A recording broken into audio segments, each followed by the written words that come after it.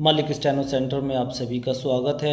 आज लेकर आया हूँ हिंदुस्तान एडिटोरियल डिक्टेशन, जिसकी स्पीड होगी 90 वर्ड पर मिनट। डिक्टेशन स्टार्ट होगी ठीक 5 सेकंड बाद। Ready, start. यूक्रेन रूस युद्ध रुकने की तेज कवायद पर सबकी निगाह टिकी है, तो यह सुखद भी है और स्वागत योग्य भी। दरअसल यह जन दबाव ही है जो युद्ध के खिलाफ सक्रिय है। अमेरिकी राष्ट्रपति डोनाल्ड ट्रंप हो या रूसी राष्ट्रपति व्लादिमीर पुतिन या यूक्रेनी राष्ट्रपति वोलोदिमीर जेलेंस्की, ये तीनों नेता कहीं न कहीं युद्ध से निकलने की राह तलाश रहे हैं।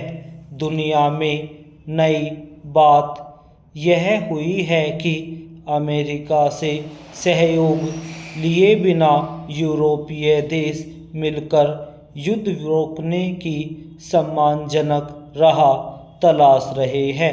लंदन में यूक्रेन रक्षा शिखर सम्मेलन के बाद ब्रिटिश प्रधानमंत्री कीर स्टारमर ने दो टूक कहा है कि यूरोपीय राष्ट्र इतिहास के चौराहे पर खड़े हैं और उन्हें यह समझना चाहिए कि यह केवल संवाद नहीं बल्कि कार्रवाई करने का समय है।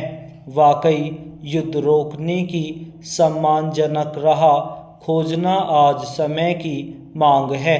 डोनाल्ड ट्रंप चाहते हैं कि यूक्रेन स्वयं आगे बढ़कर युद्ध रोकने की घोषणा करे, पर युद्ध को ऐसे रोकना अनुचित होगा। इस युद्ध से यूक्रेन को भी बहुत नुकसान हुआ है और यह युद्ध वास्तव में रूस ने ही शुरू किया था। अब अगर यूक्रेन अपनी ओर से युद्ध रोकने की घोषणा करेगा तो न केवल उसका अपमान होगा बल्कि जेलेंस्की के तमाम फैसलों पर सवाल उठने लगेंगे। अतः अमेरिका से अलग यूरोपीय देशों के नेतृत्व द्वारा युद्ध रोकने के लिए 4 चरण वाली योजना की घोषणा विचारणीय है। यूक्रेन की सुरक्षा बहाल रखते हुए यह जरूरी है कि युद्ध के विरोध में समान सोच रखने वाले देशों का एक समूह बने। गौर करने की बात है कि जब यूक्रेन को आर्थिक मदद देने से अमेरिका पीछे हटने लगा है, तब यूरोपीय देश यूक्रेन के लिए वित्तीय व्यवस्था करने के पक्षधर है। ब्रिटिश प्रधानमंत्री कीर स्टारमर ने उचित ही कहा है कि हर देश को अपने तरीके से युद्ध रोकने में योगदान देना चाहिए। कनाडा सहित यूरोपीय देशों के करीब 19 नेताओं की इस विशेष बैठक में जेलेंस्की भी मौजूद थे। जो ताकत उन्हें अमेरिका में नहीं मिली वह लंदन में मिली है। यह बदलते दौर का संकेत है। अक्सर लंदन को अमेरिका के पिछलग्गू के रूप में देखा गया है, पर दशकों बाद ऐसा हुआ है जब लंदन ने अलग रास्ता चुना है। वह जेलेंस्की के साथ खड़े हैं। ये सभी देश मिलकर यूक्रेन को सैन्य सहायता जारी रखेंगे, रूस पर आर्थिक दबाव बढ़ाएंगे। पिछले दिनों दुनिया ने देखा कि ट्रंप ने युद्ध रोकने की कवायद में यूक्रेन की ही उपेक्षा कर दी थी। इस गलती को फ्रांस, इंग्लैंड जैसे देशों ने सुधार लिया है। विश्व हित में यह सुधार जरूरी है। यह बहुत दुखद है कि पहले अमेरिका के नेतृत्व में यूक्रेन को मुकाबले के लिए प्रेरित किया गया।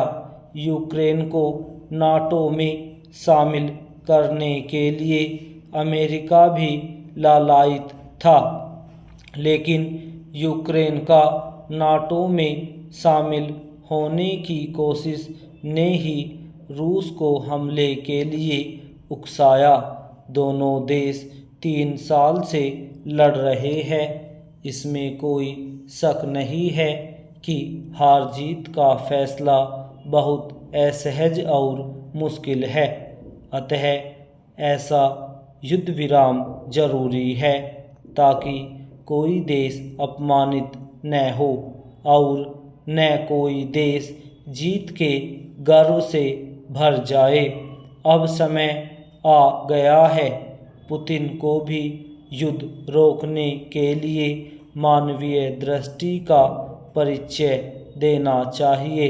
उन्हें ईमानदारी से समझना होगा कि वह लड़ने के लिए जवानों की कमी पड़ने लगी है। अमेरिका के लिए यह ज़रूरी है कि वह दुनिया में एक विश्वसनीय सहयोगी के रूप में पहचान न बनाए।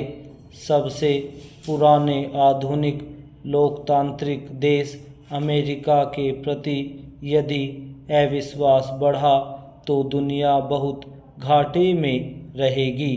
Full stop.